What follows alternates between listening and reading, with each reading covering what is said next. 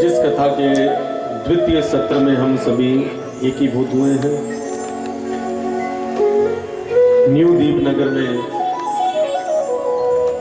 सर्वतदा भला welfare society हमारे आदरणीय डॉक्टर PS मान एवं उनके सभी सहयोगी, उनकी धर्मपत्नी देवेंद्र कौर मान जी एवं उनकी सभी सहयोगियां, इन सब के अर्कत प्रयासों से इस क्षेत्र में श्रीमद् भागवत महापुराण की कथा को हम श्रवण करें और हमारे अनंत जन्मों के पुण्य कर्म जब उदित होते हैं, पाप कर्मों का खंडित होता है, तब जाकर के हमें भगवान की इस अमृत में कथा का रसपान करने का सौभाग्य प्राप्त होता है। तो आइए अपने मन एवं वाणी को पवित्र करने के लिए अपने मन को इधर उधर से हटा करके भगवान की कथा में लगाने के लिए सब मिलकर के हरि नाम संकीर्तन करेंगे। बोली राजा रामचंद्र महाराज की जय। तुम हमारे थे प्रभु जी, तुम हमारे हो, तुम हमारे ही रहोगे,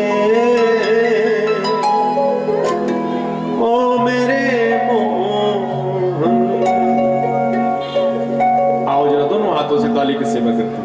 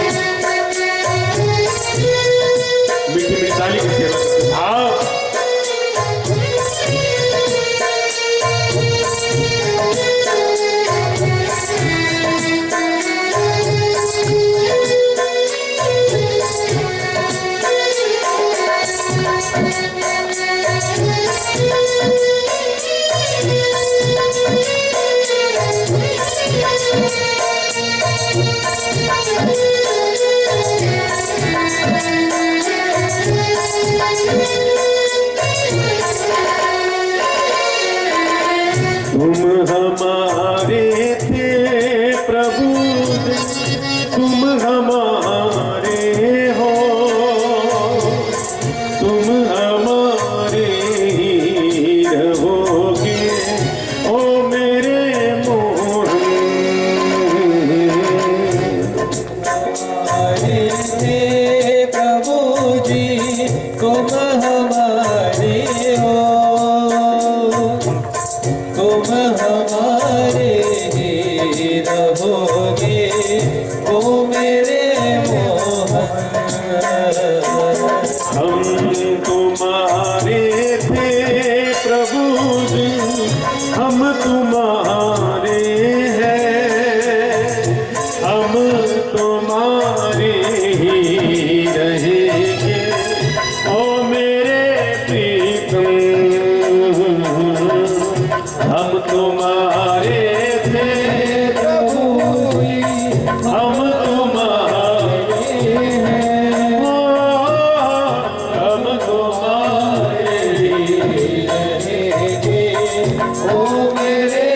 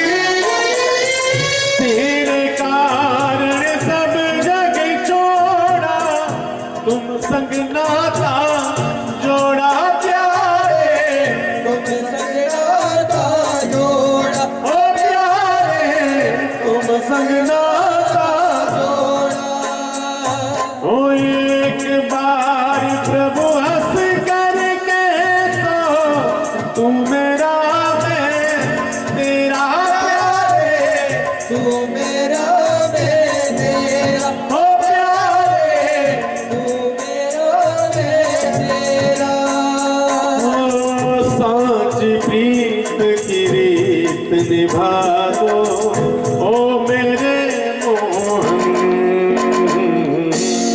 हम तुम्हारे थे प्रभु जी, हम तुम्हारे हैं, हम तुम्हारे ही रहेंगे ओ मेरे मोहन।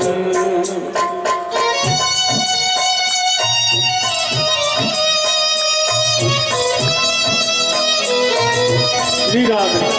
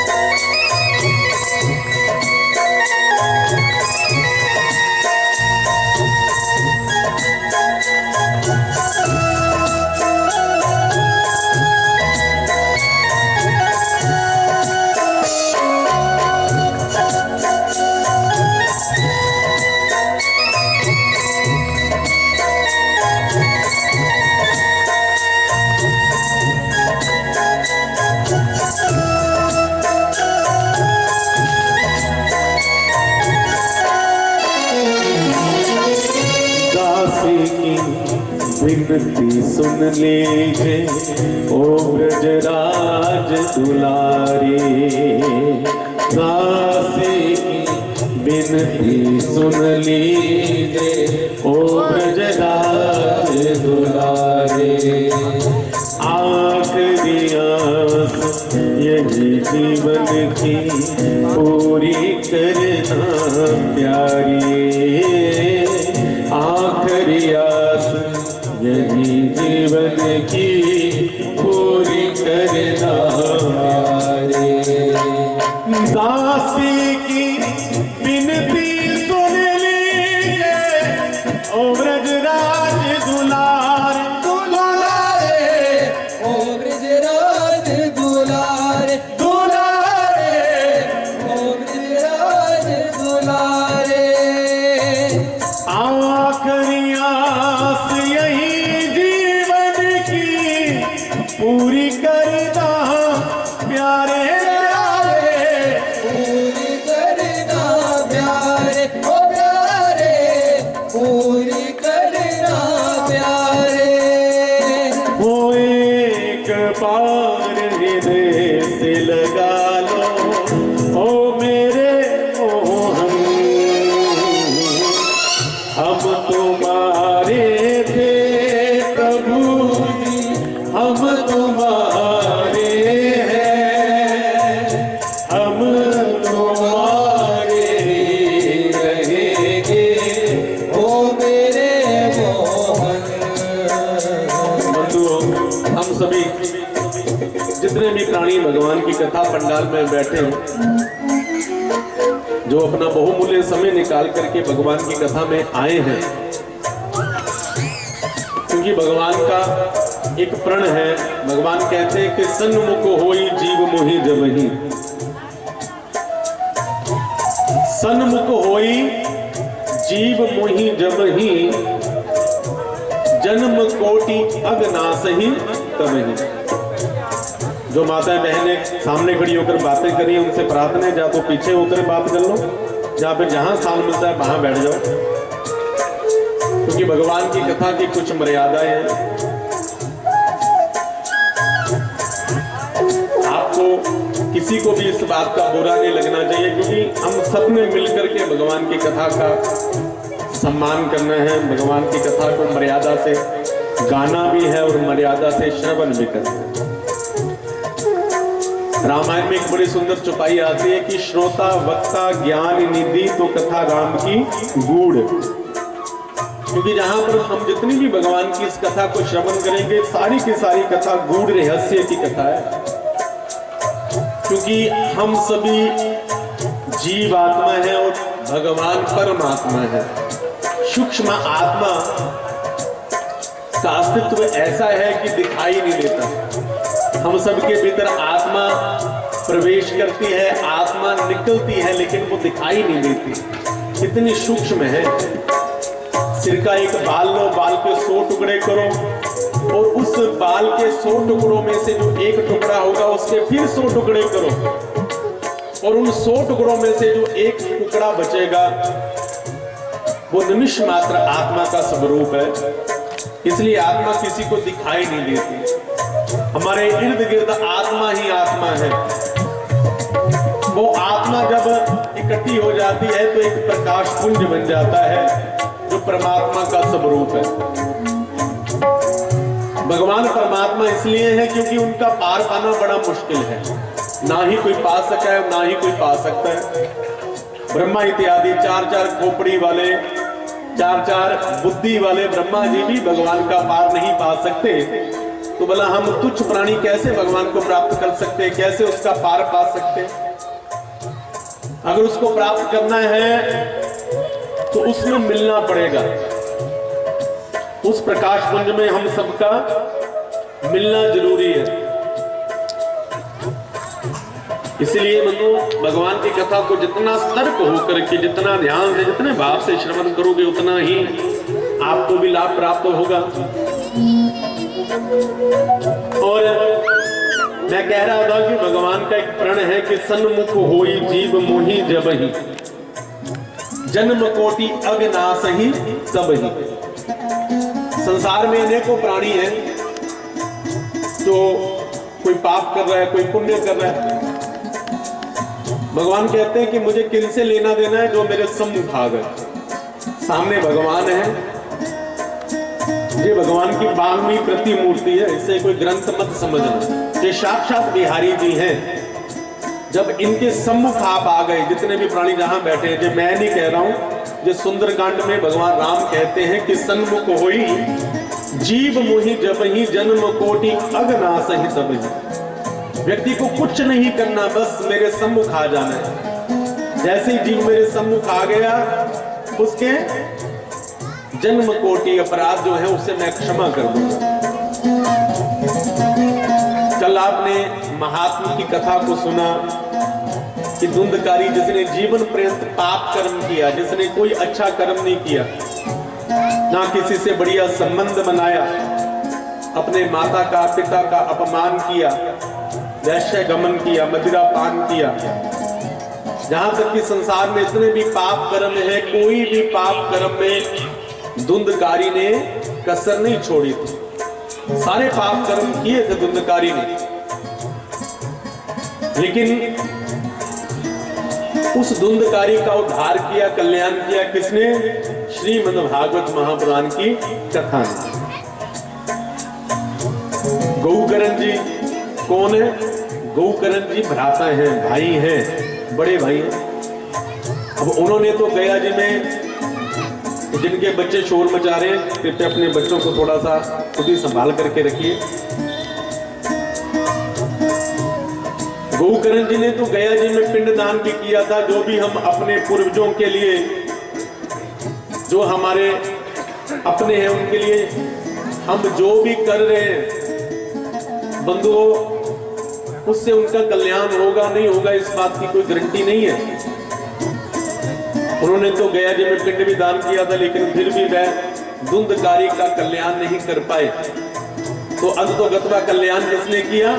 श्रीमद् भागवत महापुराण की कथा ने। ये कथा अध्यात्म की दृष्टि से श्रवण करो, व्यवहार की दृष्टि से श्रवण करो, जैसे भी श्रवण करो, ये उसी हिसाब से हमारा कल्याण करती है। जैसे कि इस कथा को अगर हम व्यवहारिक दृष्टि में लेकर के आए, लोकाचार में लेकर के आए, तो ज्यादातर लोग चाहते हैं कि भैया हमारे पुत्र रत्न की हमें प्राप्ति हो। पूछो क्यों? तो पुत्र नाम बनाता है, पुत्र मरने के बाद पिंड दान करता है, पुत्र हमें नरक से बचाता है। वास्तव में गरुड़ पुराण में लिखा भी है कि पुत्र वास्तव में वही पुत्र है जो पुत्राम नरक से पिता की रक्षा करे। लेकिन कुछ पुत्र ऐसे होते हैं जो पिता को नरक में गिरा भी देते, धुंधकारी जैसे। चाहे पुत्र हो चाहे पुत्री हो, इसका सवाल नहीं है, सवाल इस बात का है कि चाहे पुत्र है, चाहे वह पुत्री है, वो भगवान का कितना भक्त है, वो कितना भगवान से जुड़ा हुआ है। इसलिए एक बड़ी सुंदर बात अक्सर मैं कथा में कहता हूं, भजन करत बिटिया भली, भजन करत बिटिया भली, और बिना भजन नहीं पूत। भजन करत बिटिया भली, और बिना भजन नहीं पूत। शबरी को मुक्ति मिली, धुंधकारी भयो भो, धुंधकारी भयो भो, धुंधकारी भयो भो, धुंधकारी भयो भो। शबरी को तो मुक्ति मिली, लेकिन धुंधकारी भूत बन गया। वो तो भला करे गोकर्ण जी का, जिन्होंने श्रीमद् भागवत महापुराण की कथा गाई, और धुंधकारी का कल्याण होगा। लेकिन हमारे घर में गोकर्ण होगा तो हमारी रक्षा होगी ना। लेकिन क्षमा करना, हमारी जितनी भी माताएं यहाँ बैठी हैं, आजकल हमारे बच्चे क्या कर रहे हैं, कहाँ जा रहे हैं, कैसे उनके संग हैं, हमें इस बात का थोड़ा सा भी बोध नहीं है। पहले माताएं जो होती थी ना, हमारी बूढ़ी माताएं, वो पढ़ी लिखी नहीं होती थी, अनपढ़ होती थी, स्कूल नहीं जाती थी। पहले हमारी आज से अगर 25-30 वर्ष पहले की बात करें तो हमारी बेटियां ज्यादा शिक्षा नहीं प्राप्त करती थी। लेकिन उससे पहले की बात करें, माँ रुक्मिणी की बात करें, माँ पार्वती की बात करें, जहाँ पहले की बात करें तो पहले ऐसी बात नहीं थी। जितना शिक्षित बेटा होता था उतनी ही शिक्षित बेटियां भी होती थी। कल की कथा में आप श्रवण करोगे कपिल देवहूति संवाद। कपिल भगवान कर्दम ऋषि के पुत्र हैं, मां देवहूति के पुत्र हैं, लेकिन उनसे पूर्व उनकी 9 बहनें हैं। अरुंधति मैया ये कपिल भगवान की बहन है, और इतनी महान, इतनी शिष्टाचारी, इतनी पढ़ी लिखी कि इन्होंने संसार में अपना नाम बनाया। वो हर व्यक्ति अपना नाम स्वयं बनाता है। इसलिए आजकल हमारी माताएं बहनें पढ़ी लिखी बहुत हैं, लेकिन संस्कारों की बहुत कमी है। वो अनपढ़ थी लेकिन उनमें संस्कार खूब भरे हुए थे। किसी का जन्म हुआ तो जन्म होने के बाद व्यक्ति के बाल्य के कैसे कृत्य होते थे वो अच्छी तरह से जानती थी। लेकिन आजकल हम पढ़ लिख तो नहीं है, बहुत अच्छी बात है, मैं उसका विरोध नहीं कर रहा हूं, लेकिन साथ साथ हमें हमारे ग्रंथों का, हमारे शास्त्रों का ज्ञान होना बहुत जरूरी है। क्योंकि सबसे पहला शिक्षक व्यक्ति का माता और पिता है। जो बड़े हैं घर के, वही बच्चों को शिक्षा प्रदान करते हैं। धुंधली जो अपने बेटे को लाड प्यार प्यार में इतना ज्यादा बिगाड़ दिया बेटे को कि जो बेटा गोकर्ण है, वो गोकर्ण पिता के सानिध्य में रहा, जो सदा शास्त्रों का अध्ययन करता रहा, जो भगवान का चिंतन करता रहा, उससे द्वेष करती थी वो धुंधली कि बिना मतलब की जे पखंडी है, जे भगवान का भजन करता रहता है। लेकिन अपने पुत्र को कितना बिगाड़ दिया, इतना बिगाड़ दिया कि अंत तो गत्वा उसी पुत्र के चक्कर में उसे कुएं में गिर करके आत्महत्या करनी पड़ी। अगर इस कथा को केवल और केवल मनोरंजन की दृष्टि से श्रवण करोगे ना, तो बंधु ये कथा केवल और केवल आपको मनोरंजन की दृष्टि से ही दिखाई देगी। क्योंकि आजकल ना कथाएं तो बहुत हो रही हैं, और कथाओं में सब कुछ जरूरी भी है। भगवान का जन्म उत्सव है तो हमने नाचना भी है, भगवान का विवाह होगा तो विवाह में भी हमने नाचना है। पूरे उत्सव मनाने, जोर शोर से मनाने, उसकी कोई मनाही नहीं है। लेकिन थोड़ा सा इस बात का ध्यान रखना है बंधुओं हमने कि भगवान की कथा का जो कथा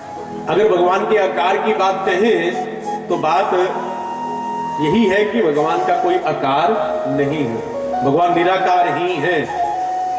और एक जल की बात करें, पानी की बात करें, तो जल का भी कोई रंग नहीं है, जल का भी कोई आकार नहीं है। जल तरल पदार्थ है, पतला पदार्थ है, लेकिन जल का कोई आकार नहीं है, जल का कोई रंग नहीं है। लेकिन अगर हमने जल का रंग बनाना हो तो बन जाता है। जल में थोड़ा सा लाल रंग डाल दो, जल लाल बन गया। जल में हरा रंग डाल दो, जल हरा बन गया। जैसा रंग डाल दिया जल वैसा बन जाता है। पानी रे पानी तेरा रंग कैसा, जिसमें मिला दो उस जैसा। ऐसे ही भगवान है, भगवान का कोई आकार नहीं है। भगवान को जिस ढांचे में डाल दोगे, भगवान को जिस आकार में भजोगे, भगवान वैसे बन जाएंगे। ये बात हमारी बुद्धि में ठीक बैठनी चाहिए, क्योंकि सबसे पहले दिन जहां पर हमने श्री गुरु ग्रंथ साहिब जी महाराज का प्रकाश किया, तो हम सब ने उनके चरणों में मस्तक झुकाया ना। तो उनमें भी गुरु जी ने कहा कि आज्ञा भई अकाल की तभी चलायो पंथ, सब सिखन को हुक्म है गुरु मानियो ग्रंथ। तो गुरु मानियो ग्रंथ का मतलब हमने अलग अलग निकाल लिया, लेकिन वास्तव में ये श्रीमद् भागवत महापुराण की कथा क्या है बताओ? ये भी तो ग्रंथ है ना। तो इसलिए हमने पहले दिन ही इस बात को माना कि जो ग्रंथ है उसे गुरु बनाना है, क्योंकि कलयुग में किसी प्राणी को गुरु बनाओगे ना तो उसमें बहुत ज्यादा आशंका है, क्योंकि कलयुग में वो गुरु लुप्त होते जा रहे हैं। अगर गुरु वैसे नहीं है तो फिर चेले भी वैसे नहीं है। मतंग ऋषि ने शबरी मैया को बचपन में कहा था कि एक दिन इस कुटिया में राम आएंगे, तो शबरी जैसा चेला भी नहीं है जिसने अपने गुरु की बात को सार्थक कर दिया। गुरुजी ने कहा कि इस आश्रम को संभालना, इस आश्रम में एक दिन राम आएंगे। तो शबरी को तो इतने लोगों ने कहा कि अरे पागल हो गई है, इतना समय हो गया, तू जवान हो गई, बचपन से अभी तक तो राम आए नहीं। लेकिन जैसे जैसे शबरी की आयु बढ़ रही है वैसे वैसे शबरी की उमंग बढ़ रही है, क्योंकि जैसे जैसे हमारा जीवन आगे बढ़ता है ना, वैसे वैसे हमारा भगवान से मिलने का उत्साह भी बढ़ना चाहिए।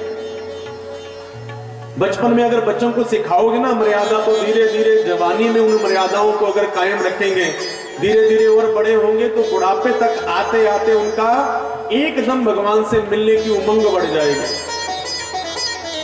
जैसे जैसे आयु बढ़ती गई, शबरी की उमंग बढ़ती गई, अपने गुरु के ऊपर विश्वास बढ़ता गया। लेकिन अंत तो गतवा जब बूढ़ी होगी तो लोगों ने और भी ज्यादा शबरी को पागल घोषित कर दिया कि ये पागल है, रोज अपने घर में फूल बिछाती है भगवान के आगमन के लिए, लेकिन अभी तक तो राम आए नहीं। लेकिन आप खुद बताओ कि राम आए या नहीं आए? शबरी का विश्वास राम को आश्रम में लेकर के आया। इसलिए बंधुओं, सबसे पहले कलयुग में अगर हमें इधर उधर की कोई आशंका हो ना, अगर गुरु ना मिले तो चिंता नहीं करनी, गुरु मानियो ग्रंथ। तो इस ग्रंथ को अपना गुरु बना करके इससे मार्गदर्शन करते जाइए, अपना कल्याण करते जाइए। प्रेम से के जय श्री राधे, जय श्री राधे, जय श्री राधे, जय श्री राधे। तो आगे नियमों की बात करें तो भागवत के कुछ नियम हैं, लेकिन सबसे बड़ा नियम यही है कि भगवान की कथा को हमने श्रवण करना है, जैसे भी करना है। चाहे नहाकर करो, बिना नहाए करो, खाकर करो, बिना खाए करो, भूमि पर शयन करना, फलाहार करना, व्रत करना, संयमित रहना, मुहूर्त निकालना इत्यादि अनेकों नियम हैं। अगर उन नियमों को मैं जहां बताऊंगा ना तो आधे से ज्यादा श्रोता भाग जाएंगे, लेकिन यह भी लिखा है कि भगवान की कथा को श्रवण करना सबसे बड़ा नियम है। कलयुग केवल नाम आधारा, सुमर सुमर नर उतर ही पारा। लेकिन इसका मतलब ये नहीं है कि अगर हमने यहाँ कह दिया कि भगवान की कथा में जितना नियम जितना नियम अपने ऊपर आप लागू कर सकते हो उतना तो जरूर करना चाहिए।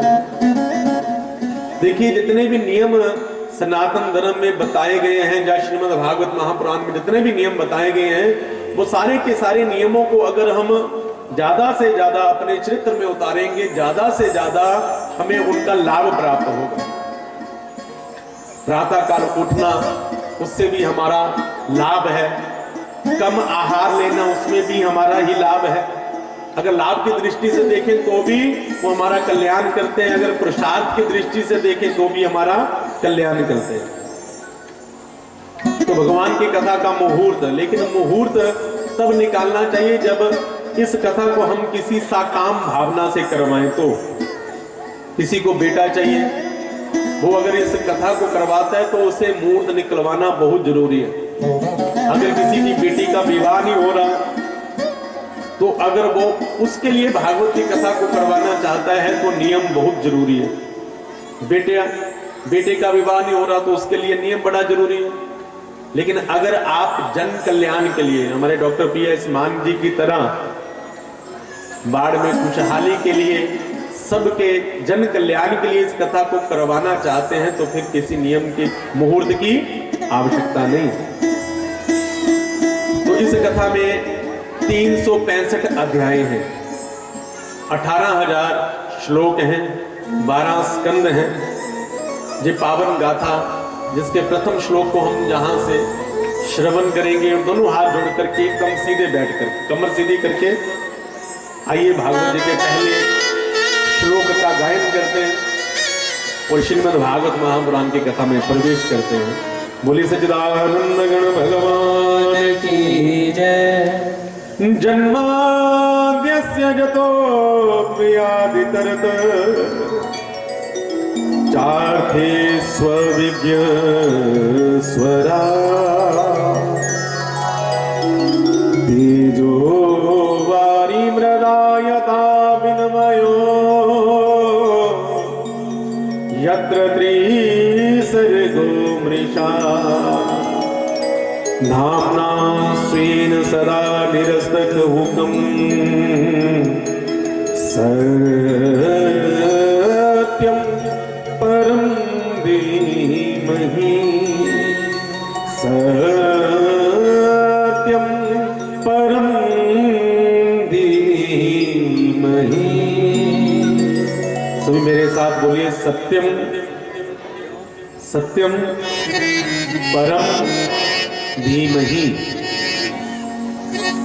तो सबसे पहली बात कि किसी भी ग्रंथ को जब लिखा जाता है, कोई व्यक्ति कोई भी पुस्तक निकालता है, सबसे पहले वह मंगलाचरण गाता है, या उससे पहले अपनी जीवनी को बताता है।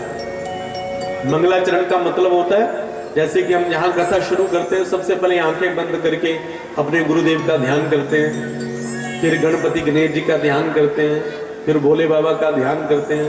जो भी हमारे देवगण हैं, पंचदेवों का ध्यान करके उनका मंत्र गा करके, श्लोक गा करके फिर आगे कथा प्रारंभ करते हैं।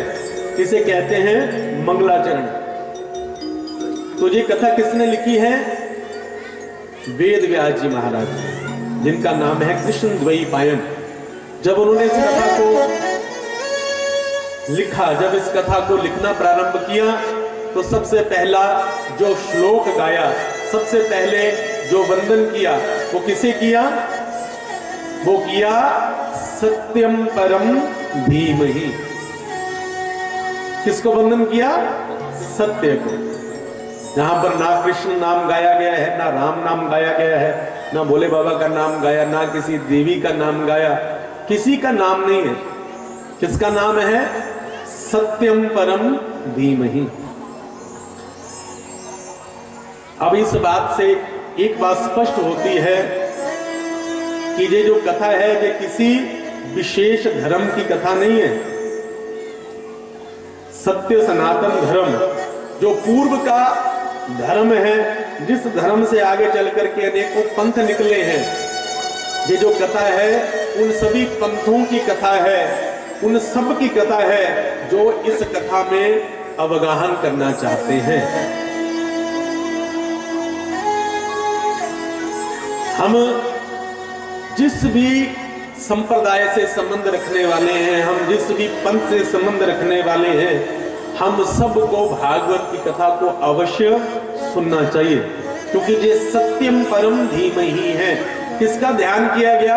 कहा कि जन्माद्यस्य जतोऽपि आदितरत, उस परमात्मा का ध्यान किया गया जो जन्म और मरण से परे परे है, जिसका ना जन्म होता है ना जिसका मरण होता है, जिसकी कृपा से पूरे का पूरा संसार चक्र चल रहा है,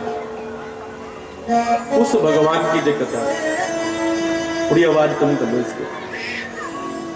ये कथा उन सब की कथा है जो उस परमात्मा को मानने वाला है, जो जन्म और मरण से परे, जिसका जन्म और मरण से कोई लेना देना नहीं है। जन्माद्यस्य जतोऽपि आदितरत, चार थे स्वविज्ञ स्वराट, जो स्वराट है, जो कण कण में विद्यमान है, जो जन्म लेता भी नहीं है लेकिन है भी हर जगह। ऐसा कोई स्थान नहीं है जहां पर वो नहीं है। जन्माद्यस्य जतोऽपि आदितरत, चाथे स्वविज्ञ स्वराट, तेजो वारि मृदा यथा विन्मयो, यत्र त्रिसर्गो मृषा। जैसे कि भगवान का काम क्या है?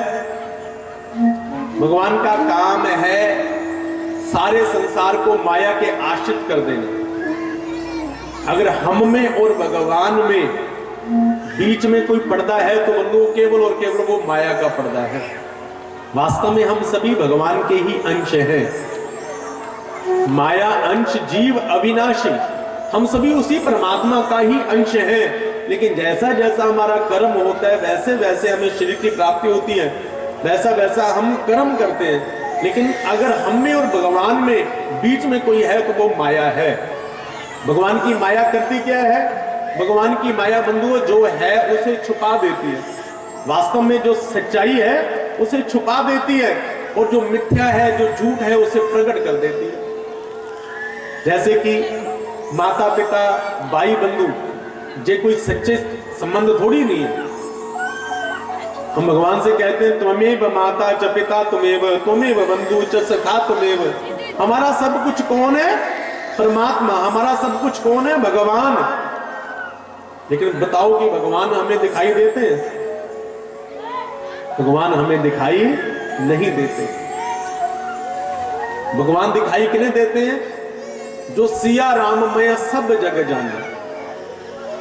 हमारी धारणा ऐसी है ना कि मंदिर में जो पत्थर की मूर्तियां हैं, जिनको हमने प्रतिष्ठित किया, जिनको हमने बनाया, जिनको हमने कपड़े पहनाए, जिनको हमने भोग लगाया, हमें उन पत्थरों में तो भगवान नजर आ रहे हैं। लेकिन ये जो मूर्तियां, जितनी भी मूर्तियां परमात्मा ने बनाई हैं, जो खाती भी हैं, जो खुद पहनती भी हैं, जो हंसती भी हैं, जो रोती भी हैं, जो चलती भी हैं, जो एक दूसरे के सुख में जाती भी हैं, हम उन मूर्तियों में भगवान का दर्शन नहीं करते। लेकिन भागवत कहती है कि संसार में ऐसा कोई भी प्राणी नहीं है जिसमें भगवान नहीं है। जिनको हमने मान लिया, पत्थर की मूर्तियों में हमने प्रतिष्ठा कर ली, हमने कहा कि ये हमारे भगवान है, तो उनके चरणों में तो हम कितनी आरती घुमाते हैं बंधुओं। लेकिन जितनी भी जो मूर्तियां बैठी हैं, इन मूर्तियों को किसने बनाया? इन मूर्तियों को भगवान ने बनाया। इनकी प्रतिष्ठा किसने की? भगवान ने की।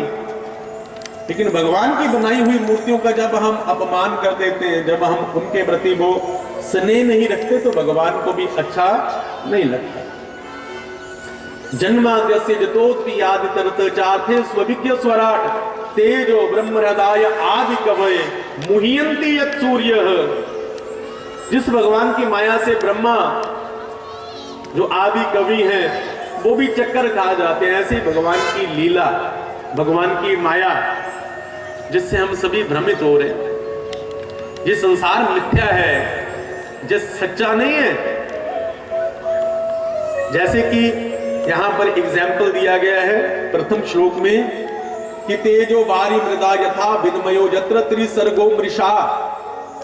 जैसे कि सूर्य भगवान की रश्मियां होती है ना, किरणें, कभी कभी जब वृक्षों के ऊपर पत्तों के ऊपर पड़ती हैं तो वो पत्तों के नीचे उनकी जो छाया होती है वो दूर से, अगर हम गाड़ी में जा रहे हैं तो हमें ऐसी प्रतीति होती है जैसे कि सड़क के ऊपर, रोड के ऊपर जल बिखरा पड़ा है। ऐसा कभी कभी होता है ना, दूर से ऐसा लगता है कि भैया आगे तो बहुत भारी जल है, जल स्तोत्र है, लेकिन जैसे उसके पास पहुंचते हैं तो वहां पर तो थल होता है, वहां जल होता ही नहीं।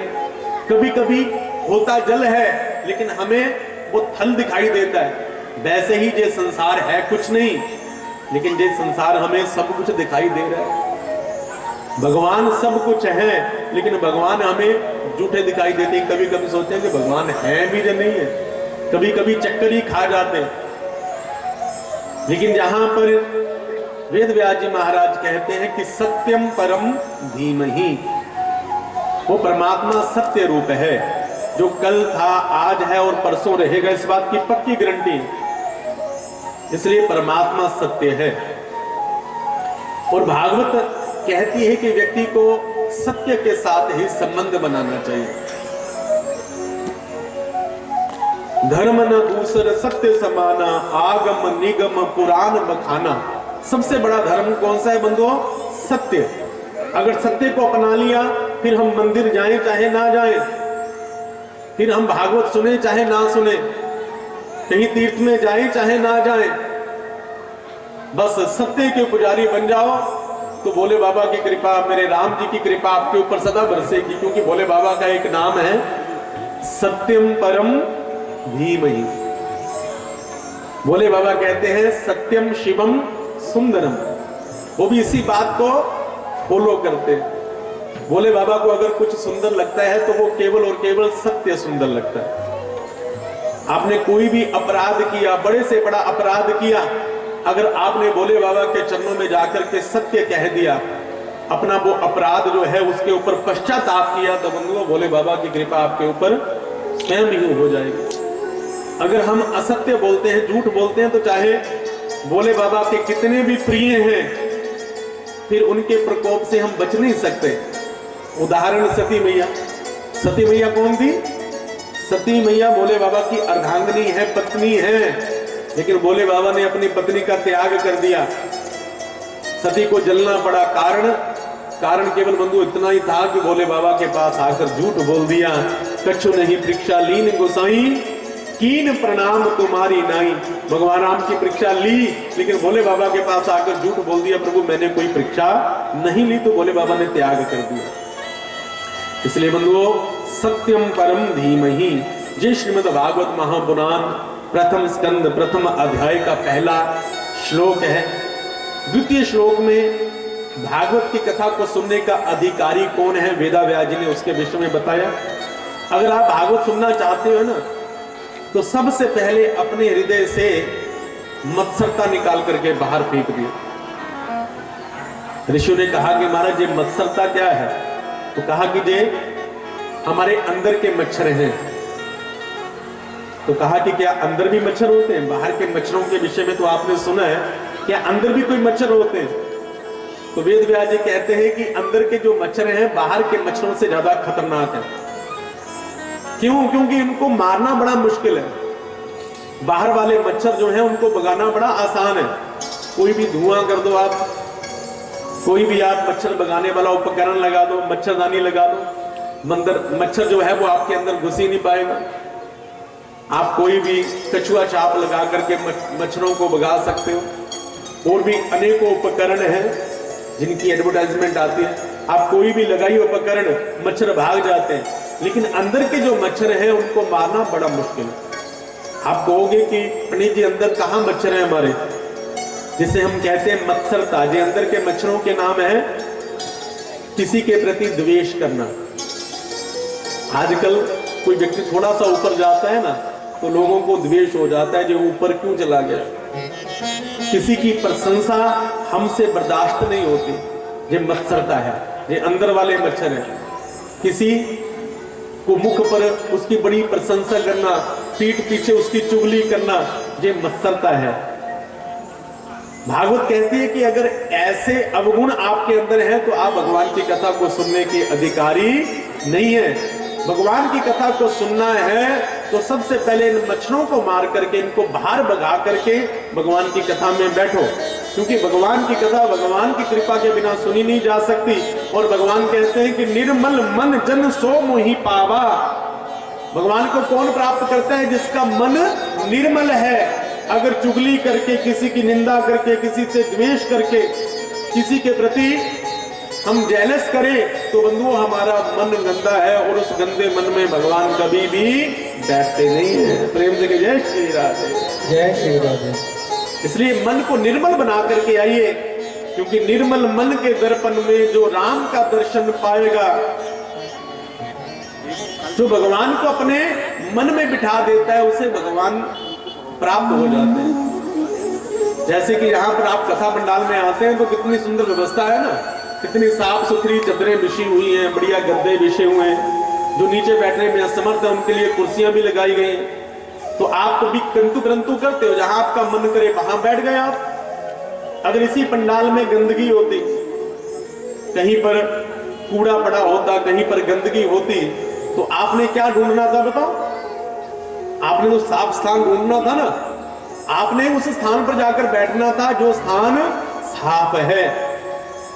इसी प्रकार बंधुओं, भगवान, अगर हम गंदे स्थान पर बैठना पसंद नहीं करते, तो भगवान भी हमारे गंदे मन में बैठना पसंद नहीं करते। भगवान को बैठने के लिए भी साफ सुथरा स्थान चाहिए। अगर दूध प्राप्त करना है, कहीं दूध बट रहा हो, आपको दूध चाहिए, तो आपके पास जो पात्र है वो जल से भरा हुआ है, आप उसी पात्र में दूध भरना चाहते हैं, तो बताओ उसका क्या उपाय है? उस दूध को लेने के लिए आपके पात्र में जो जल है उसे आपको गिराना पड़ेगा। जब आपका पात्र खाली हो जाएगा तो आपके पात्र में अपने आप ही दूध भी आ जाएगा। ऐसे ही अगर हम भगवान को अपने हृदय में भरना चाहते हैं, तो हमारा हृदय जो संसार से भरा पड़ा है, उस संसार को हृदय से निकालना पड़ेगा। फिर भगवान अपने आप ही आपके हृदय में आकर के बैठ जाएंगे। बसहु राम सर चाप धरी। हनुमान जी ने भगवान को अपने हृदय में बिठा लिया, बिठाया ना, सिया राम जानकी बैठे हैं मेरे सीने में। भगवान की इन सुंदर सुंदर कथाओं को श्रवण करके भगवान अपने आप ही आपके हृदय में आकर के विराजमान हो जाते हैं। तो किसी ने पूछा कि महाराज जी भागवत कथा है क्या, इसे कैसे सुनना चाहिए? तो तीसरे श्लोक में बड़ी सुंदर बात कही है, ध्यान से सुनिए। निगम कल्पतरोर गलितम फलम शुक मुखाद मृत्य द्राव्य संयुतम पिबत भागवतम रसमाल्यम मुहुरुका रसिका भुवि बाबुका। ये श्लोक मुझे भी बड़ा अच्छा लगता है, और वास्तव में श्लोक की महिमा भी बड़ी अद्भुत महिमा है। वेदव्यास जी कहते हैं, निगम कल्पतरोर गलितम फलम। क्या कहा? निगम कहते हैं वेदों को, निगम रूपी कल्प वृक्ष का, निगम कल्पतरोर गलितम फलम, निगम रूपी वेद रूपी वृक्ष का पका हुआ फल।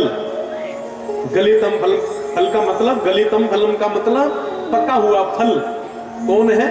निगम कल्पतरोर गलितम फलम शुकमुखाद मृत्य द्रव्य संयुतम। क्या कहा? कि इस वेद रूपी निगम का पका हुआ फल है। फिर अंत में कहा, पीवत भागवतम रसमाल्यम मुहुरुका रसे भावुका। फिर कहा कि पीवत, इसे पियो। किसी ने कहा कि महाराज पहले शब्दों का सही आप शब्दों का प्रयोग करो। पहली बात आपने कहा कि ये पका हुआ फल है, और फिर कहते हो उसे पियो। फल को पिया जाता है? कोई आपको फल प्रदान करे, आपको पकड़ाए फल, ये लो बहन जी फल ले लो, फिर आपसे कहे कि इसे पियो, तो फिर बताओ कि फल पीने वाली वस्तु है, फल तो खाने वाली वस्तु है। तो कहा कि महाराज पीने की बात क्यों कर रहे हो? तो कहा कि ध्यान से सुनो, मैंने कहा निगम कल्पतरोर गलितम फलम शुक मुखाद मृत्य द्रव्य संयुतम। तो कहा कि खाएं तो तब ना अगर इसमें छिलका हो, अगर इसमें गुठली हो, वो गुठली निकाल करके फेंक दे, छिलका निकाल करके फेंक दे, लेकिन इसमें कोई भी ऐसी गुठली और छिलके की बात नहीं है, इसमें रस ही रस भरा हुआ है। मृत्य द्रव्य संयुतम। तो कहा कि महाराज आप कह रहे हो इसे पियो और दो को आवाज लगा रहे हो रसिका भुगी भावुका। तो क्या अन्य पदार्थ प्राणी जो है इस पदार्थ को लेने के अधिकारी नहीं है? तो कहा कि भगवान की कथा में हर कोई व्यक्ति सादर आमंत्रित रहता है, लेकिन दो व्यक्ति ऐसे होते हैं, एक होते हैं रसिक, दूसरे होते हैं भावुक। जैसे आप सभी जितनी हमारी माताएं कथा से पहले आकर के जो बैठ जाते हैं वो कौन है? वो है रसिक और भावुक। और वेद व्यास जी ने उनको आवाज लगाई, आप पिए, आओ रसिको, आओ भावुको, इस कथा को पियो। तो कहा कि क्या और कोई नहीं पी सकता? तो कहा कि पी तो सकता है महाराज, पी तो सकता है, लेकिन वो व्यक्ति पिएगा तो सही, लेकिन उसे इस कथा का महत्व समझ में नहीं आएगा। कहा कैसे? तो कहा कि जैसे किसी व्यक्ति ने एक छबील लगाई, प्याऊ लगाया, उस बेचारे ने कड़कती धूप में बहुत परिश्रम करके जल भरा, सुंदर गिलास धो करके उसने रखे और फिर आने जाने वालों को आवाज लगाई, आओ आओ जल पियो, जल पियो, जल पियो, ठंडा ताजा जल पियो। तो एक व्यक्ति उसके पास आया, उसने देखा कि भैया जी जोर जोर से आवाज लगा रहा है, जल पी लो, जल पी लो, क्यों न इसके पास जाया जाए। तो वो व्यक्ति गया, जाकर पूछा कि भैया ये जल कहां से भरकर लाए? कुएं से लाए, हैंडपंप से लाए, कहां से भरकर लाए? उसने कहा कि भैया हमारे घर में हैंडपंप का ताजा जल है, ये ठंडा जल है, शीतल जल है, इसे पियो। तो कहा कि ज्यादा ठंडा तो नहीं है, इसमें बर्फ तो नहीं डाली, गला ही ना खराब हो जाए। तो कहा कि नहीं नहीं महाराज ताजा जल है, ठंडा जल है, पियो। गिलास में जैसे डालने लगा तो कहा कि ये गिलास अच्छी तरह से धोया या नहीं धोया? तो कहा कि भैया अच्छी तरह से धोया है। पानी को हाथ तक नहीं लगाया, इतने प्रश्न कर दिए। और इतनी देर में एक व्यक्ति बहुत गड़ती धूप में आया और उसने किसी से कोई बात नहीं की, ना किसी से राम राम कही, ना लेना ना को देना, गिलास उठा करके गट गट पानी पी गया। कहा कि और डालो, फिर दूसरा भी उठा करके पी गया, उसने कोई बात ही नहीं की। अब आप खुद विचार करके देखो, जिस व्यक्ति ने कोई बात नहीं की, उठा करके गट गट करके 2 गिलास पानी पी गया, कोई बात नहीं की, कहां से भरकर लाया, ठंडा है, गर्म है, गिलास धोए हैं नहीं धोए, उसने कुछ नहीं पूछा। इसका मतलब क्या है? इसका मतलब सीधा सीधा है वो व्यक्ति प्यासा है। जिसने गिलास उठाकर गट गट पानी पी लिया, उसको प्यास लगी थी, इसलिए उसने आकर कोई प्रश्न नहीं किया, उठा करके पानी पी गया। लेकिन जो इतने प्रश्न कर रहा है ना, उसको प्यास नहीं है।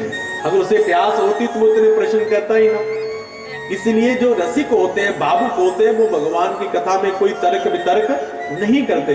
वो तो जहां से कुछ अच्छा मिले उसे ग्रहण करके अपने साथ लेकर के जाते हैं, उसे अपने जीवन का आभूषण बनाते हैं। लेकिन कुछ व्यक्ति जिससे भगवान की कथा से कोई लेना देना नहीं है, वो तर्क वितर्क ही करते हैं कि व्यास जी ने ये बात गलत कह दी, ये ऐसा कर दिया, वैसा कर दिया, ये प्रसंग ऐसे सुनाना चाहिए था, वैसे सुना दिया।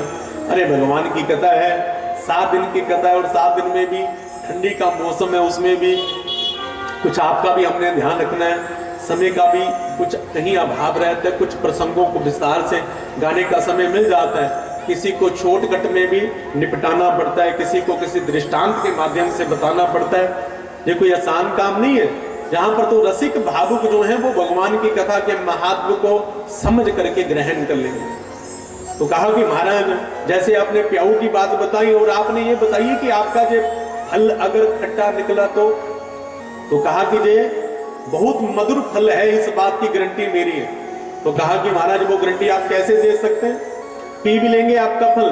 तो कहा कि फल को परखने का सबसे बड़ा अगर कोई पारखी है तो वो तोता है। तोते से ज्यादा फर्क किसी में नहीं है। किसी फल में अगर तोते का मुंह लग गया हो तो आप खुद बताओ कि वो फल खट्टा होता है या मीठा होता है? बताओ, मीठा होता है ना। ऐसे ही श्रीमद् भागवत महापुराण की कथा का ये जो फल है इसमें तोते का मुख लगा है। शुक मुखादमृत्य द्रव्य संयुतम पीबत भागवतम रसमाल्यम मुहुरुकारसी बाबुका। वो तोता कौन है? वो है हमारे शुकदेव जी महाराज। बोलिए शुकदेव जी महाराज की जय। तो ऋषियों ने बहुत ज्यादा बड़ाई गाई सूत जी महाराज की। महाराज इतना सुंदर ये कथा का आप गायन कर रहे हैं ना, और हमारे मन में प्रश्न तो अनेक हैं, लेकिन बार बार अगर आपसे प्रश्न करेंगे ना तो आपकी कथा में थोड़ा सा हम नहीं चाहते कि हमारी तरफ से कोई कथा में अड़चन आए, इसलिए हमने 6 प्रश्न लिखे। उन 6 प्रश्नों को एक साथ आपको बताएंगे और एक एक करके आप उन 6 प्रश्नों का उत्तर हमें दे देना। प्रेम से कि जय श्री राधे। जय श्री राधे। तो बंधुओं आओ उन 6 प्रश्नों को श्रवण करते हैं। सबसे पहला प्रश्न, ये 6 प्रश्नों के अंतर्गत ही पूरी की पूरी श्रीमद् भागवत महापुराण की कथा है। सबसे पहला प्रश्न ऋषियों ने किया कि मानव के कल्याण का मार्ग कौन सा है, किस मार्ग पर चल करके व्यक्ति का कल्याण संभव है। पहला प्रश्न ये है। दूसरा प्रश्न ऋषियों ने किया कि हमें पूजा किसकी करनी चाहिए और किसको छोड़ना चाहिए। कभी कभी मंदिरों में जाते हैं तो मंदिरों में कितने देवताओं की प्रतिष्ठा कर रखी होती है, भोले बाबा, दुर्गा माता, सरस्वती माता, राम जी, श्याम जी, हनुमान जी, लक्ष्मी नारायण जी, बाबा बालकनाथ जी, और भी अनेकों देवी देवताओं की प्रतिष्ठा होती है। लेकिन व्यक्ति ने अपने काम पर जाना है, बच्चों को भोजन बना करके देना है और बच्चों ने स्कूल भी जाना है, अनेकों काम होते हैं, लेकिन सुबह सुबह भगवान के दर्शन भी करने हैं। और कभी कभी इतनी जल्दी होती है तो 1-2 देवता छूट जाते हैं, तो व्यक्ति को बाद में वहम हो जाता है कि भैया हमने तो भगवान की पूजा नहीं की। अगर भगवान की पूजा नहीं की, भगवान से हमें रुष्ट हो गए, हमारे लिए बुरा ना कर दें। इसलिए कलयुग में ये भी बहुत बड़ी विडंबना है। ऋषियों ने उन सबको मद्देनजर रखते हुए ये प्रश्न किया कि पूजा किसकी करनी है, छोड़ना किसको है। तीसरा प्रश्न ऋषियों ने किया, हमने सुना है कि भगवान अजन्मय है, भगवान जन्म नहीं लेते। अगर भगवान जन्म नहीं लेते तो वो चौथे दिन भागवत में कृष्ण बनकर कैसे आ जाते हैं, कैसे वह राम जी बनकर आते हैं, कैसे वह श्याम जी बनकर के आते हैं। अगर आपने इसे सिद्ध कर दिया कि भगवान अवतरित होकर के आते हैं, तो फिर हमारा चौथा प्रश्न भी ये है कि भगवान अगर अवतरित होकर के आते हैं तो भगवान कितनी बार आते हैं। कलयुग में तो हर कोई भगवान बनने की सोच रहा है ना। कलयुग में लोगों को इंसान बनने की होड़ नहीं है, कलयुग में लोगों को होड़ लगी हुई है भगवान बनने की। कलयुग में गली गली में आपको अनेकों अनेकों भगवान नजर आएंगे। तो कलयुग के प्राणी भ्रमित ना हो, इसलिए ऋषियों ने सूत जी महाराज से प्रश्न किया कि अगर भगवान जन्म लेते हैं तो भगवान के कितने जन्म हैं। महाराज उनकी थोड़ी सी गिनती करवा दीजिए ताकि लोगों को पता चल जाए कि ये भगवान हैं और ये भगवान के भक्त हैं। आजकल पता ही नहीं चलता कि भक्त कौन है, भगवान कौन है। भगवान कितने हैं, ये हमारा चौथा प्रश्न है। और 5वां प्रश्न हमारा ये है कि हमें सार सार बताना, मतलब कि जो भी कथा सुनाओ वो एकदम सार से सुनाना ताकि उस कथा का हमें पता चल जाए। छठा प्रश्न ऋषियों ने कहा, ब्रूहि योगेश्वरे कृष्णे ब्रह्मणे ब्रह्मवर्मणि स्वाम काष्ठामधुनोपेते धर्मं कं शरणं गता। छठा प्रश्न किया कि हमने सुना है भगवान कहते हैं कि जब जब होई धर्म की हानि, बाढ़ ही असुर अधम अभिमानी, तब तब प्रभु धरि विविध शरीरा, हर हूं कृपा निधि सज्जन पीड़ा। तो हमने सुना कि हमारे द्वापर युग में जब अधर्म की हानि हुई, भगवान कृष्ण अवतरित होकर के आए और भगवान ने महाभारत का युद्ध करवाया, भगवान ने पांडवों को जितवाया, भगवान ने जो सच्चाई पर खड़े थे उनको जितवाया, भगवान ने धर्म की स्थापना कर दी। लेकिन भगवान उसके बाद अपने धाम को चले गए। लेकिन भगवान जब चले गए तो फिर धर्म जो है वो बेचारा किसकी शरण में गया? धर्म तो अकेला पड़ गया होगा। ये बताइए महाराज, हमारे ये 6 प्रश्न हैं, इनका आप हमें उत्तर दीजिए। सूत जी महाराज ने ऋषियों से कहा कि महाराज, आप जब से मैं आया हूं ना, तब से आपने प्रश्न ऐसे अद्भुत किए, इतने सुंदर किए कि मैंने सभी प्रश्नों का उत्तर दिया। लेकिन महाराज क्षमा करना, कथा से पहले गुरुदेव का ध्यान करना चाहिए। हम तो अपने गुरुदेव का ध्यान ही नहीं कर पाए, इसलिए अब थोड़ा सा मुझे अपने गुरु का ध्यान करने दो, उसके बाद आपके प्रश्नों का उत्तर देंगे। बोलिए सदगुरुदेव महाराज की जय। जहां सूत जी महाराज ने ध्यान किया, किसका ध्यान किया? कौन है गुरु जी? शुकदेव जी महाराज। गुरु जी तो कौन है? वेद व्यास जी। लेकिन वेद व्यास जी के पुत्र है शुकदेव जी, जो गुरु पुत्र भी हैं और जिनको सूत जी अपना गुरु मानते भी हैं। आइए हम भी शुकदेव जी महाराज के चरणों में प्रणाम करते हैं। यम ब्रजंत मनुपेतम पेत कृत्यम द्वैपायनो बिरहा कातरया जुहाव पुत्रेति तनमयता करवो विनेदु सर्वभूत हृदयं मुनि मानतोस्मि। यम प्रव्रजंत मनुपेतम अपेत कृत्यम द्वैपायनो विरह कातर आजुहाव। वो शुकदेव जी महाराज जो 12 वर्षों तक अपने मां के गर्भ में रहे, 12 वर्षों के बाद जैसे ही गर्भ से बाहर आए तो बाहर निकलते ही सीधे वन में प्रस्थान कर गए, जिनका ना तो मुंडन संस्कार हुआ, ना जात कर्म संस्कार हुआ, ना ही जिनका यज्ञोपवीत संस्कार हुआ, वो किसी संस्कार में नहीं पड़े और सीधे वन की ओर चले गए। और पीछे से पुत्रेति तनमयता तरवो विनेदु, पीछे से कृष्ण वही बायन वेदा व्यास जी ने आवाज लगाई, पुत्र रुक जाओ, पुत्र रुक जाओ। अपने पिता की आवाज कानों में सुनाई नहीं दी, ना सुनी, सुनकर इग्नोर करते हुए आगे चले गए। आगे वेद व्यास जी गए, शुकदेव जी जा रहे हैं और वो जो जंगल के वृक्ष हैं वो कह रहे हैं, अरे वेदा व्यास जी किसे आवाज दे रहे हो? कहा कि आगे आगे मेरा पुत्र जा रहा है ना, मैं उसको आवाज दे रहा हूँ। महाराज कौन सा पुत्र? ना जाने कितनी बार जो आपके पिताजी बनकर के आए हैं, ना जाने कितनी बार आपके पुत्र बनकर के आए हैं महाराज। अब आपके चक्कर में जो पढ़ने वाले नहीं है। अब देखो वृक्ष जो है वो वेदा व्यास जी को शुकदेव जी के विषय में बता रहे हैं। आगे कुछ जुक्तियां जल में स्नान कर रही थी, शुकदेव जी आगे से निकल गए, उनके ऊपर कोई प्रभाव ही नहीं पड़ा। जैसे से पीछे वेद व्यास जी आए तो सभी ने अपने अपने वस्त्र संभाले और हाथ जोड़कर कहा कि बाबा हमें क्षमा कर देना, हमें आपकी आने की सुध नहीं थी। वेद व्यास जी कहते हैं कि अरे बेटियों, तुम तो मेरी बेटियों के, मेरी छोटी छोटी पोतियों के बराबर हो। अभी अभी मेरा नवजुवक बालक यहां से होकर के गया, तुम्हें लज्जा शर्म नहीं आई? वो युक्तियां कहती हैं कि महाराज आपका पुत्र अवधूत संत है, उसे कुछ नहीं पता स्त्री क्या है, पुरुष क्या है, लेकिन आप महाराज गृहस्थी है ना, इसलिए हमें आपसे लज्जा आई। तो वेद व्यास जी को इस बात का बोध हुआ कि मेरा पुत्र इतना महान है कि नवजुक्तियां भी उसका प्रभाव जानती हैं और ये वृक्ष भी प्रभाव जानते हैं। लौट करके वापस आ गए। अब जहां पर शुकदेव जी महाराज की जन्म की कथा को हम सुनते हैं, शुकदेव जी कैसे इस धरा पर आए। वास्तव में जो शुकदेव जी जो है ना, ये हमारी किशोरी जी, हमारी राधा रानी के पालतू तोता हैं। कहाँ रहते हैं? गोलोक धाम में। श्रीमद् भागवत महापुराण की कथा में एक बार भी राधा नाम नहीं आया। शुकदेव जी ने जितनी भी कथा राजा परीक्षित को सुनाई है, एक बार भी राधा नाम नहीं गाया। क्यों? क्योंकि शुकदेव जी की कमजोरी है राधा नाम। एक बार राधा नाम गाते हैं, मूढ़शा षडमासिनी, 6 महीने के लिए बेहोश हो जाते हैं। अगर एक बार मुख से राधा निकल जाता ना तो परीक्षित जी की कथा अधूरी रह जाती। फिर तो 6 महीने बाद होश आती, तब तक तो परीक्षित जी तक्षक नाग के डसने से कब के गोविंदाय नमः हो जाते हैं।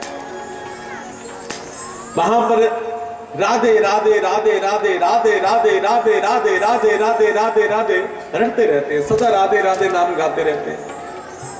किशोरी जी ने बुलाया, अपनी गोद में बिठाया और सिर पर हाथ घुमाते हुए कहा, हंसा कृष्ण कृष्ण कहना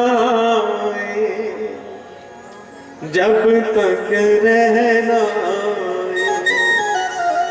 किशोरी जी कहती हैं, शुक तू कृष्ण जप, तू कृष्ण जप, तू कृष्ण जप। शुकदेव जी कहते हैं कि किशोरी जी, हमें तो आपके नाम में जो आनंद आता है ना, वो आनंद और कहीं भी नहीं है।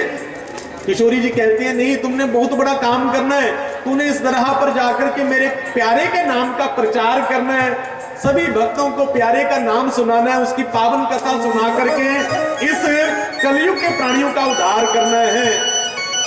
शुकदेव जी को किशोरी जी कहती है, हंसा कृष्ण कृष्ण कहना, हंसा कृष्ण कृष्ण कहना जब तक रहना। हंसा कृष्ण कृष्ण कहना जब तक रहना। हंसा कृष्ण कृष्ण कहना जब तक रहना। कृष्ण कृष्ण कहना जब तक रहना।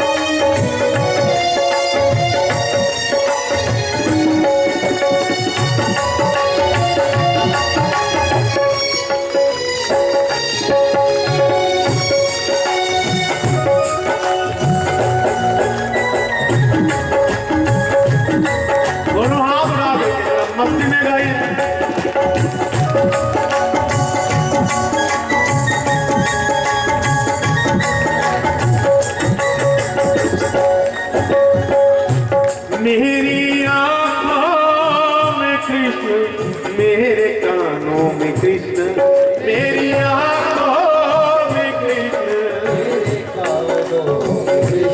मेरी आँखों में कृष्ण, मेरे कानों में कृष्ण, मेरी आँखों में कृष्ण, मेरे कानों में कृष्ण। कृष्ण जिंदड़ी का कहना, कृष्ण जिंदड़ी का कहना जब तक रहना। कृष्ण कृष्ण कहना जब तक रहना।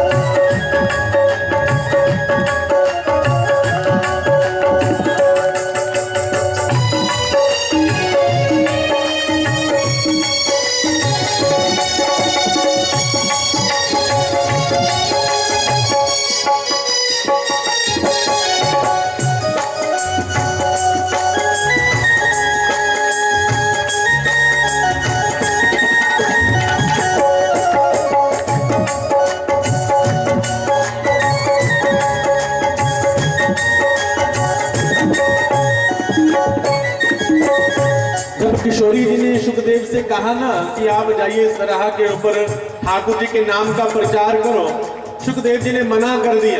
किशोरी जी, कृपया हमें आप इस तरह पर मत भेजिए, हम इस पृथ्वी पर नहीं जाना चाहते। क्यों नहीं जाना चाहते? शुकदेव जी ने बड़ी सुंदर बात कही, हरि माया कृत दोष गुण,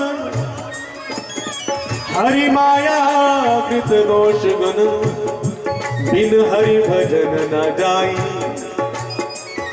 बजिए राम सब काज तजी, अस विचार मन माही। कहा कि मैं दरगाह पर जाऊंगा ना, तो उस दरगाह के ऊपर भगवान की माया से मुझे बड़ा डर लगता है। ये माया क्या करती है? ये गुण में भी है, दोष में भी है। जितनी दोष में उतनी गुण में भी है। ये माया व्यक्ति को भगवान से दूर कर देती है। ये माया से अगर कोई बचा सकता है तो केवल और केवल भगवान का नाम ही है। लेकिन माया में फंस करके जीव भगवान का नाम गा ही नहीं पाता, बेचारा बूढ़ा हो जाता है, मर जाता है, लेकिन भगवान का नाम मुख से निकलता नहीं है।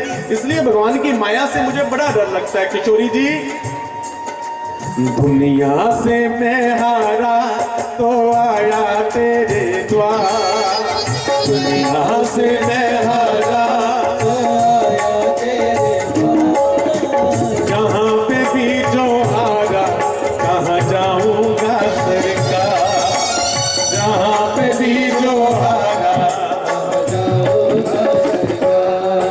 वो दुनिया से मैं हारा आया तेरे द्वार, दुनिया से मैं हारा आया तेरे द्वार, जहाँ पे भी जो हारा वहाँ जाऊंगा सरकार, जहाँ पे भी जो हारा वहाँ जाऊंगा सरकार।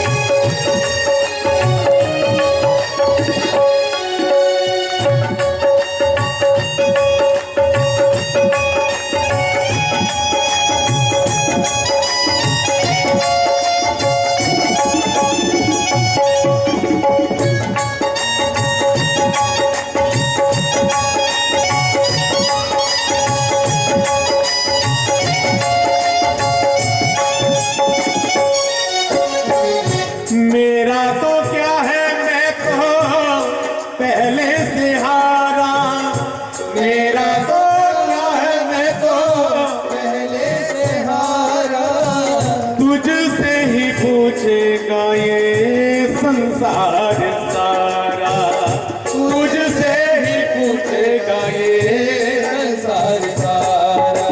डूब गई क्यों नैया तेरे रहते थे मनहा, डूब गई क्यों नैया तेरे रहते थे मनहा, जहाँ पे भी जो हारा कहाँ जाऊंगा सरकार, जहाँ पे भी जो हारा कहाँ जाऊंगा सरकार। किशोरी जी कहती है कि शुभ तुम चिंता ना करो, मेरा आशीर्वाद है कि भगवान की माया, मेरे हरि की माया तुम्हें बिल्कुल भी प्रभावित नहीं करेगी। तुम तो जाओ और जाकर के मेरे ठाकुर की लीला का प्रसार करो, मेरे ठाकुर जी की लीला को जन जन में पहुंचा दो, घर घर में पहुंचा दो, ताकि हर कोई प्राणी मेरे ठाकुर जी की कृपा से वंचित ना रह जाए। सुखदेव जी अमरनाथ की गुफा के बाहर आए और वहां पर एक शुक पक्षी के अंडे के अंदर प्रतिष्ठित हो गए। और भगवान ने जब भी कोई लीला करनी होती है तो देव ऋषि नारद को वह उसका साधन बनाते हैं। नारद जी आए कहां? कैलाश पर्वत पर, जहां पर भोले बाबा मेरे राम जी की समाधि में बैठे हैं। राम राम राम राम राम राम राम राम राम राम राम राम राम राम राम राम। बोले शंकर भगवान की। राम राम राम राम राम राम राम राम राम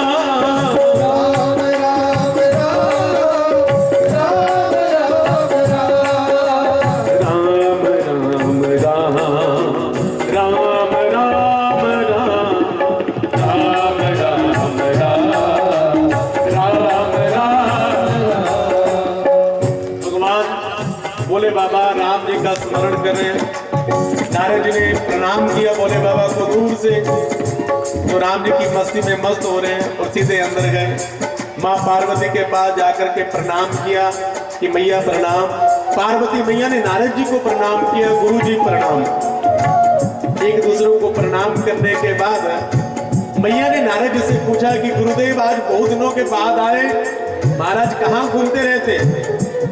नारद जी ने कहा कि देवी बस इधर उधर हमारा घूमना फिरना रहता है, क्योंकि एक जगह तो हम टिक करके बैठ नहीं सकते, दक्ष का हमें श्राप है। लेकिन सच बताऊं ना, आजकल ना हम बहुत दुखी रहने लगे हैं। पार्वती मैया ने कहा गुरुजी आप दुखी रहने लगे हो, किस बात से? तो कहा कि जब भी मैं कहीं पर भी जाता हूं ना, सबसे ज्यादा मुझे कष्ट होता है जब पति पत्नी आपस में झगड़ा करते हैं। पति पत्नी जब आपस में तू मैं करते हैं ना, तो मुझे बहुत कष्ट होता है। कलयुग के पतियों की क्या कहें, अपनी बोली वाली पत्नियों को बहुत से राज जो हैं वो बताते नहीं है। जब वो राज खुलते हैं तो पत्नियां बहुत ज्यादा बेचारी दुखी हो जाती हैं, फिर कला कलेश होता है।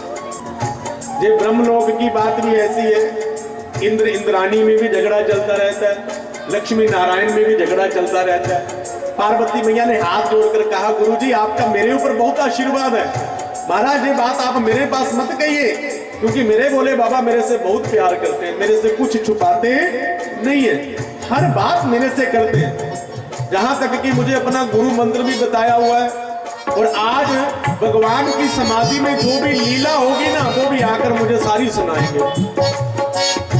नारद जी ने कहा कि भैया बड़ी अच्छी बात है, फिर तो एक बात आपसे पूछूं जो मेरे मन में बहुत दिनों से उसने घर किया हुआ है। बोले बाबा के विषय में एक बात पूछना चाहता हूं, अगर आपसे कुछ छुपाते नहीं है तो आपको तो पक्का पता होगा उस बात का। पार्वती मैया ने भी कह दिया कि गुरुजी पूछो, हमें भोले बाबा के विषय में सब कुछ पता है। तो नारद जी ने कहा कि बस इतना बता दीजिए कि भोले बाबा के गले में जो मुंडों की माला है वो मुंड किसके हैं? पार्वती मैया को इसका पता ही नहीं था, लाल पीली हो गई। और भोले बाबा समाधि में बैठे, इतना गुस्सा भोले बाबा के ऊपर आया तो कहा कि गुरुजी क्षमा करना, हमें इसके बारे में पता नहीं है। नारद जी ने और आग लगा दी, क्या प्यार तुमसे खाक करते हैं, तुम्हें इस बात का पता नहीं है, क्या प्यार करते हैं तुमसे? अब पार्वती मैया को और भी भोले बाबा के ऊपर गुस्सा आया। वहां से नारद जी ने कहा कि अच्छा मैं चलता हूं, मुझे तो मेरे प्रश्न का उत्तर मिला नहीं, अगर तुम्हें मिल जाए तो मुझे बता देना। इतना कह करके नारद जी वहां से फिर निकले जहां भोले बाबा राम जी का स्मरण कर रहे हैं, और कहा कि भोले बाबा जल्दी चले जाना, आज मैया आपको बुला रही है। भोले बाबा मन ही मन में कह रहे हैं कि अगर आप होकर आए हैं तो जरूर बुला रही होंगी। भोले बाबा की समाधि खुली, भोले बाबा ने राम राम किया। आगे राम राम करते थे तो पार्वती मैया आरती की थाली लेकर के खड़ी रहती थी। आज आगे खड़े हैं नंदी और सरंगी। ये दोनों को देखकर भोले बाबा कहते मैया, तो कहा कि मैया तो कोप भवन में कब से, जब से नारद जी आए। तो कहा कि अच्छा अब तो मनाना पड़ेगा। भोले बाबा मनाने की इच्छा से गए। पार्वती मैया बहुत गुस्से में। भोले बाबा ने कहा कि देवी जी राम राम। तो कहा कि जाओ, मैं आपसे बात नहीं करती, आप अंदर से भी काले और बाहर से भी काले। भोले बाबा ने कहा कि हमारी आरती गाती हो कर्पूर गौरम करुणावतारम, और आज हमें काला कह रही हो, देवी जी कैसी लीला है? तो कहा कि काम ही आप ऐसा करते हो, आपने अभी तक मुझे ये राज नहीं बताया कि आपके गले में मुंडों की माला, ये मुंड आप किसके लेकर के घूमते हैं? भोले बाबा ने कहा कि देवी कुछ राज ऐसे होते हैं, अगर वो राज ही रहे तो अच्छे हैं, इसलिए उन्हीं में भलाई है। पार्वती मैया ने कहा कि नहीं, जब तक मुझे आप ये मुंड नहीं बताएंगे किसके हैं, तब तक मैं आपसे बात नहीं करूंगी। भोले बाबा ने कहा कि देवी अगर ऐसी बात है तो सुनो कान खोल करके, ये मुंड और किसी के नहीं, ये सारे के सारे मुंड तुम्हारे हैं। पार्वती मैया ने गिने 1 2 3 4 5 6 आगे 51 मुंड, और फिर अपने आप को भी गिन लिया 52। क्या महाराज मेरे 52 जन्म हो चुके हैं? भोले बाबा ने कहा कि नहीं देवी, तुम्हारे तो असंख्य जन्म हो चुके हैं, करोड़ों जन्म हो चुके हैं, लेकिन ये 52 जन्म तुम्हारे वो जन्म हैं जिन जन्मों में तुमने घोर तपस्या करके मुझे पति रूप में प्राप्त किया। पार्वती मैया को पता था कि भोले बाबा कभी झूठ नहीं बोलते, वो सत्य के पुजारी है, ना झूठ बोलते हैं ना झूठ सुनते हैं। पार्वती मैया ने कहा कि प्रभु ये सारे के सारे मुंड मेरे हैं, मैं मान गई, लेकिन मुझे एक बात बताओ, आपने ऐसी कौन सी बूटी खा रखी है कि आप मरते नहीं है, हमें बार बार मरना पड़ता है? अगर आप नहीं मरते तो हम क्यों मरते? अगर हम मरते हैं तो आप क्यों नहीं मरते? अगर आपके पास ऐसी बूटी है जिस बूटी को खाने के बाद व्यक्ति मरता नहीं है, तो वो बूटी आप मुझे भी खिलाइए। बोले बाबा